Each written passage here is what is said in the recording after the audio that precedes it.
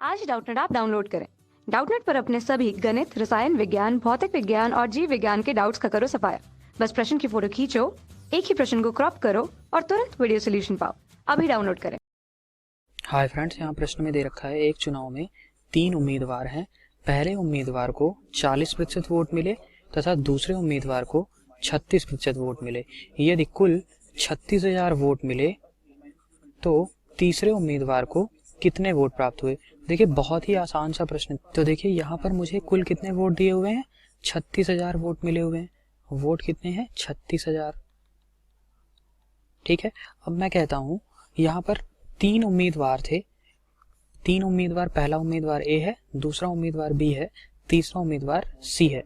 ठीक है, और मुझे बोला जा रहा है कि पहले उम्मीदवार को 40% वोट मिलते हैं, दूसरे उम्मीदवार को 36% वोट मिलते हैं और बचे हुए वोट सी उम्मीदवार को मिलेंगे, तीसरे उम्मीदवार को।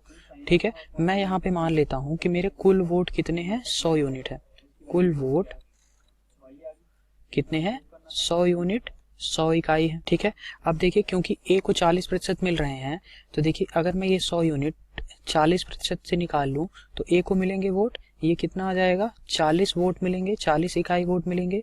अगर मैं बी के लिए देखता हूं तो बी को 36% वोट मिलते हैं, यानी कि 100 का 36% कितना होगा, 36, यानी कि 36 इकाई वोट किसको मिले, बी को मिले। अगर मैं सी के लिए देखता हूं तो बचे हुए वोट किसको मिलेंगे, सी को।